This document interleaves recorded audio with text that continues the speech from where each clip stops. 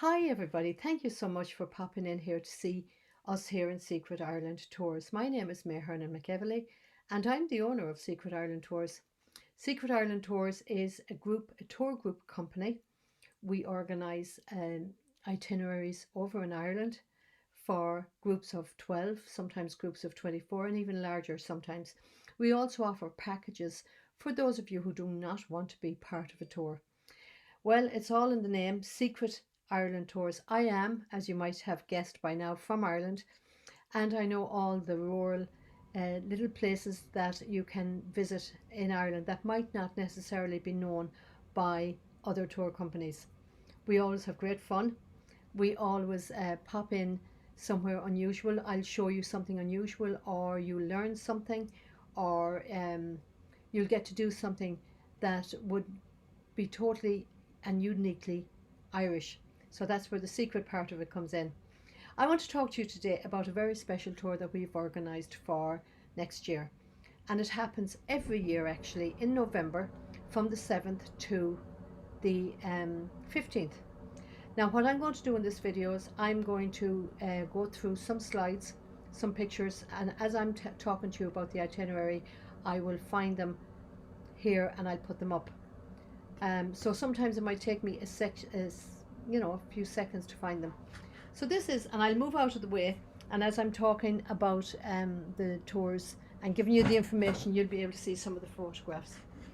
So this is the tour, Quaint Towns and Villages, 2021, November the 7th to the 15th. And this actually happens more or less the same time every year. November, it's always in November because it is centered around a very, very special event that happens in the hotel we're staying in. Now, the hotel we're staying in happens to be a small little rural hotel in Tubbercurry, County Sligo. We are staying in this small rural family run hotel. Beautiful food, amazing food actually. The staff are fantastic and the owners, Pierre and Teresa, are absolutely delightful people. They will make you feel like you're home away from home. But the event that I'm talking about happens once a year. It happens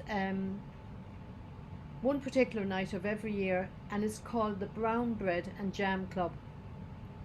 Now, the Brown Bread and Jam Club is a very, very special event. Ireland is known for its storytelling capabilities and the art of storytelling. And that particular night in that hotel, we get to experience the best storytellers in Ireland. They come from all over Ireland and they converge on that hotel and they start telling their stories. And you listen to some tall stories and you listen to some very tall stories and then you listen to some amazingly funny stories. It's really a fantastic night of fun. And during the break, we get served brown bread, jam and a cup of tea. And while we're enjoying our brown bread and jam and our cup of tea, we also get to listen to traditional music, song and dance. So you're really being submerged in Irish culture during that night. Of course, one of my guides is a top-class traditional musician as well, so you'll have plenty of traditional music. I'm a traditional singer, so you'll have plenty of music on the way, on the bus, and most nights in that hotel. So that is where we're staying. That's why the tour is centered around that very, very special event. You will not get it anywhere else. It's a one-time thing. It happens in Tubbercurry in November and is called the Brown Bread and Jam Club. And it takes in a lot of aspects of traditional Irish culture. So it'll be something to look forward to. So what happens? Our first day, I will pick you up from the airport in Dublin. I will ask you to come in overnight, or you can come in the night before if you want. And we're going to go towards the northwest. And we're going to stop in a couple of places on the way. Now, our tours are very relaxed. You're not jumping out of a bus and going in for half an hour, 20 minutes, or even an hour, and then jumping back in the bus. We take our time. We let you relax. We let you stroll around places, and we like you to get the sense of the place that you're visiting. It's not just going to be a quick hop on off the bus and take a few photographs and spend a half an hour and then hop on again. It's much more relaxed. You'll be able to enjoy the tour of the places that we go to, and you'll be able to just enjoy and take some photographs. So the first place we're going to go to is Belvedere House. This house is outside Mullingar. A very long history. It dates back to the 13th century. It was owned by the Rochfords. They were a high society family, and there was three brothers, Arthur, William, and George. William was married to a young woman who lived in Dublin, and she was very high society herself, and he brought her down to the country, and she was very lonely, so she used to visit the younger brother and his wife.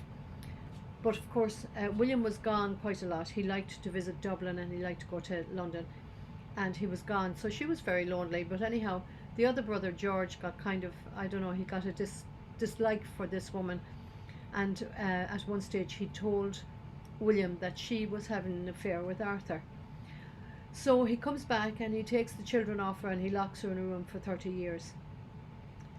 So that was a sad, sad event. Now, during that time, he used to have a lot of people coming to visit this house, and his brother George, who caused all this trouble, which wasn't actually the truth. Mary was not having an affair with Arthur, but George anyhow built a mansion down the valley, and if you came to visit this house, you'd at one stage be able to see the mansion.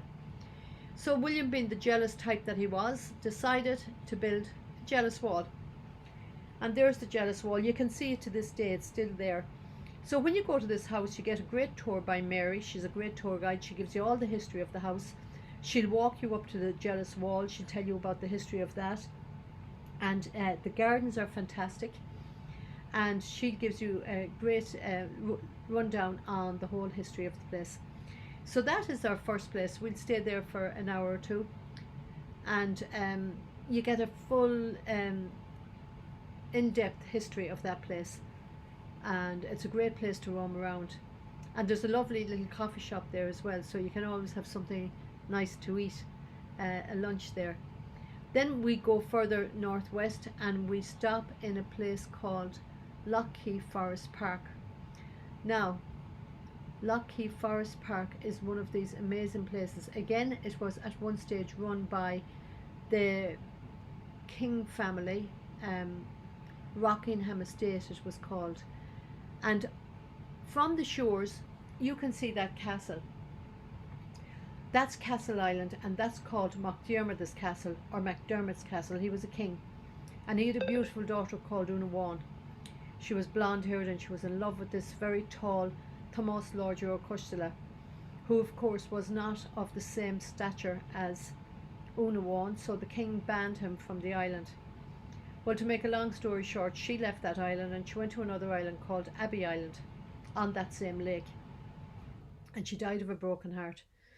And during that time, Tomás was over in France fighting the wars over in France, and when he came back, he swam into Abbey Island and he found her grave and he lay on it, and he ended up dying of a broken heart, and the monks buried them side by side, and two trees grew from the two graves and they intertwined to make a lover's knot.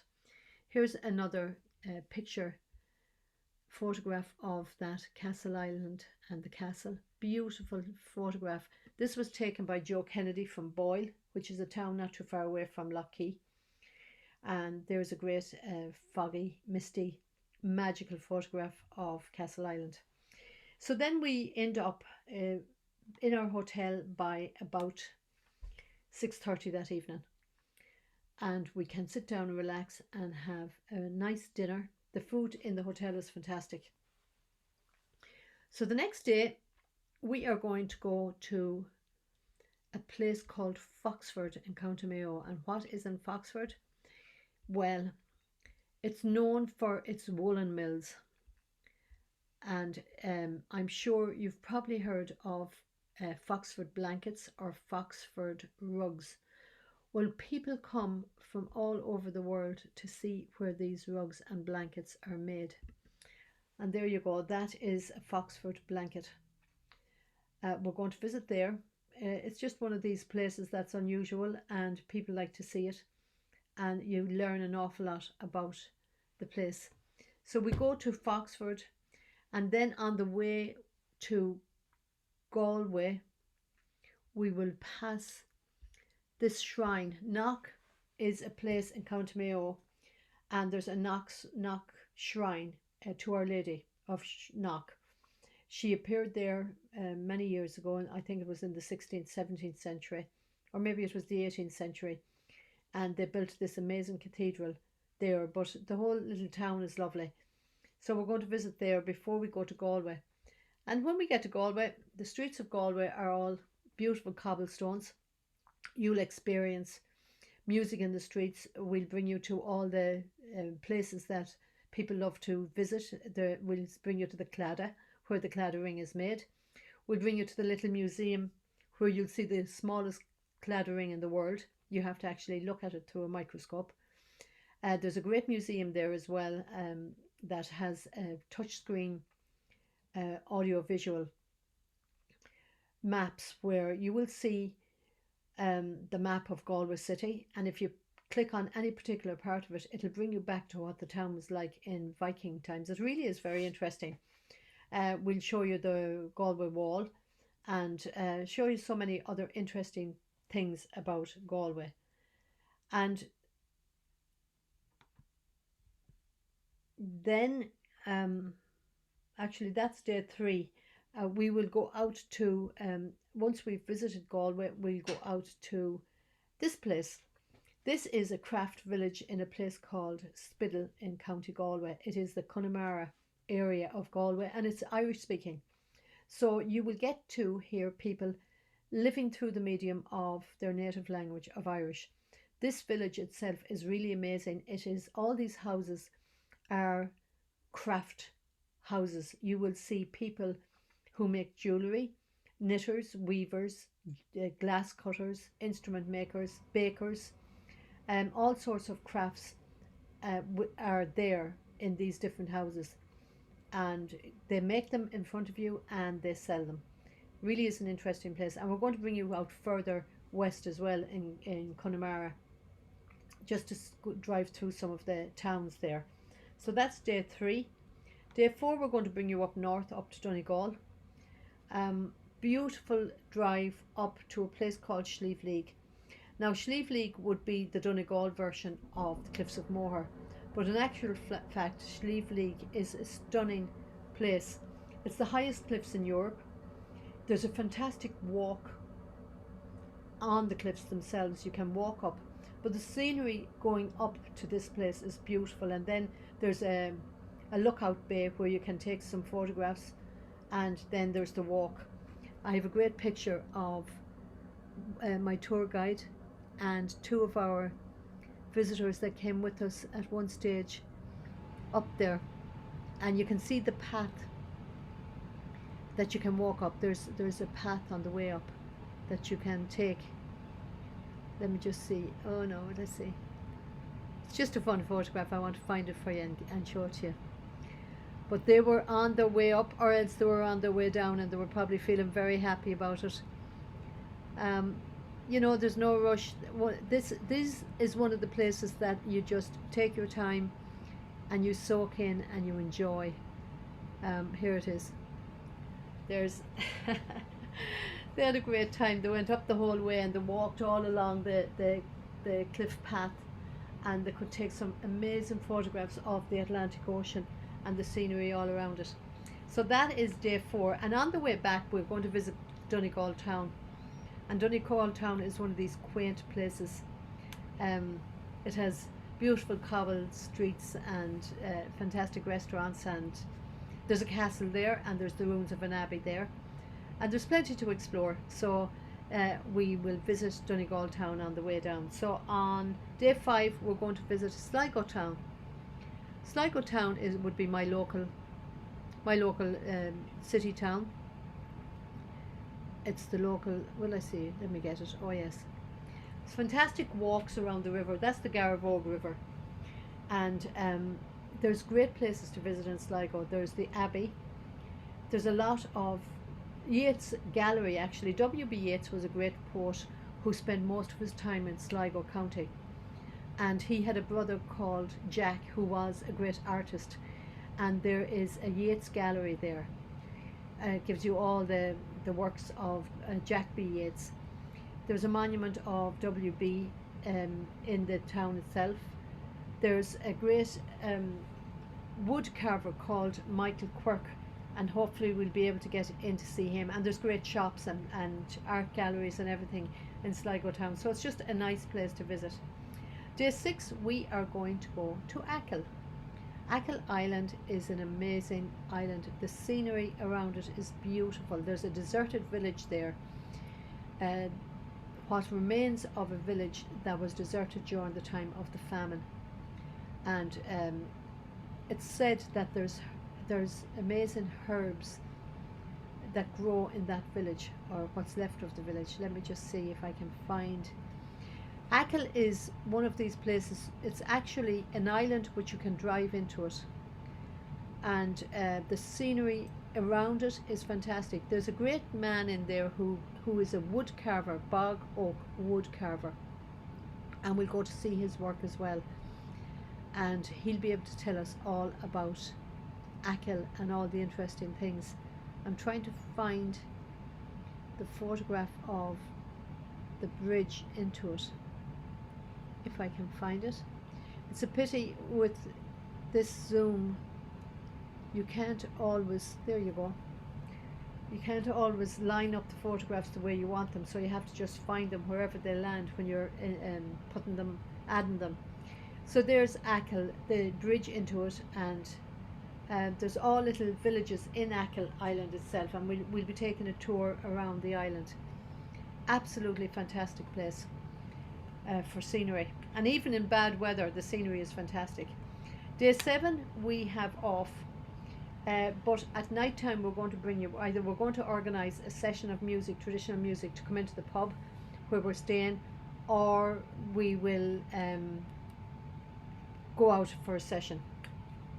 And as of yet, and it might be, that might be the very night that we have the Brown Bread and Jam Club, they have not set an absolute date in that week for the Brown Bread and Jam Club yet, but we won't be waiting long to be told when that date is. It will be during our time that we're there. And then we arrive back in Dublin. There's Temple Bar. Temple Bar is a very famous place, and it's one of these places that people go all over the world to visit. Cobblestones, great shops, great bars, great restaurants, and it's just a walk away from Dublin city centre. So we're going to bring you back. We're going to visit Malahide Castle. I'm going to bring you to Malahide Castle. Let me see, where is Malahide Castle first. Malahide Castle is about 8 minutes from the airport. It has fantastic gardens. It has a butterfly garden, and it has amazing tour of that castle. And of course it's reputed to be haunted as well. So again, most places in Ireland probably are haunted because they're so old, but Malahide Castle is one of these amazing places to visit. And then we go into Dublin city centre, and then that night, the night before we return, we stay in Fitzpatrick's Hotel. And would you believe it, I do not have a picture of St. Patrick's Hotel. No, I don't. And one of the nights, I think I missed one of the nights, one of the days we go to some of the beaches in Sligo as well. The day we visit Sligo town, we're going to go to Strandhill. Strandhill is a beach off the northwest, and it is actually known all around the world as an international surfing venue. And actually they have international surfing competitions from in Strandhill every year. It is very, very wild and rugged, and the waves are amazing there, and actually it's very unsafe to swim in that particular beach. But we'll bring you, and there's seaweed baths there. You can have a seaweed bath if you want. And then we go 4 miles the other side of Sligo town, and we visit Ross's Point. And one of the features of Ross's Point, you'd recognise you were in Ross's Point once you see this. The lady is standing there calling out to her lover to return from sea. But Ross's Point is a beautiful sandy beach, very, very calm, very beautiful waters, and great history as well. So we'll bring you to places like that. Let's see, where else will we bring you? Oh, Mullaghmore Coastal Drive. Beautiful. We'll bring you around Mullaghmore Coastal Drive. That guy there in that photograph was one of my visitors on one of the tours. And he decided he was going down to the water, and all of the group decided that they were following him. And I was shouting at them to not to go too near the water because the stones are very, very slippery, and my heart was in my mouth. But anyhow, he totally enjoyed that. From there you can see a beautiful castle. Actually, here's the scenery. That's called Classybone Castle, and the backdrop there is Benbulben Mountain, and that is a very famous place as well. Benbulben, you'd know you're in Sligo town when you see Benbulben Mountain. And we'll be taking a trip around there, around that coast. And we'll actually try and take a trip around Benbulben. I'll bring you to the back of Benbulben, because Benbulben at the back is shaped like a horseshoe. Very rugged, very unusual scenery. Absolutely beautiful to visit. There's some of the pictures. The scenery is stunning. Here's some of our country roads that you'll be experiencing. Some beautiful scenery there. I just want to show you what sort of places you will visit. Let's see what this is. Oh, that's Blarney Castle down south, so that's no good to us. There's Benbulben again, a different angle of it. Some beautiful scenery and beautiful places to visit on our way around the northwest and the west of Ireland. We're going to visit this little pub, the Beach Bar in Sligo, and that is on a beautiful cove. The Atlantic Ocean is just, you walk out the front door, you walk about 15 steps and you get to the beach. So it really is beautiful. And there's Benbulben again, another angle of it. And here is Fitzpatrick's Castle. This is where we're staying the night before we come back. This is in a place called Killiney. It's south Dublin, and actually it's only a walk away from the beach. So we get to stay there for the last night of the tour. And just to let you know, in case you didn't, we were awarded the A+ Better Business Bureau certification. So, you know, we will look after you. We have a good reputation and people love to come with us, and we love to have people coming with us. So it is Quaint Towns and Villages in November of 2021 or 2022. It's the same month every year, and come with Secret Ireland Tours. We'd love to have you. If you want any more information about this, just go to www.secretirelandtoursllc.com and you'll be able to see on the website. You'll get the page on the website, and then if you want to see the itinerary and everything that's involved in the tour, you can click on the button for let me just see what exactly does the button, book and pay here. If you click on that button, it'll bring you into the itinerary and everything. The cost of it, I brought it down. It was 1,750 per person sharing. It is now down to 1,550. We're taking 24 on it, so I would advise you strongly, if you want to go, book it. It's a deposit of $150. You'll get all that information on the website, and you'll get all the photographs and everything. That price covers everything bar your air flight and your evening meals. Other than that, it covers everything else. So please think about joining us. It's November 2021 and it's going to be a fantastic time. Would love to have you come with us. Would love to bring you around my little country and introduce you to all my musical friends and all my neighbours and all the locals. And you'd never know, you might make friends for life, either on the tour or with the locals, or both. Usually it's both. Alright guys, May Hernan McEvely here with Secret Ireland Tours. Have a good year, actually. All right, bye.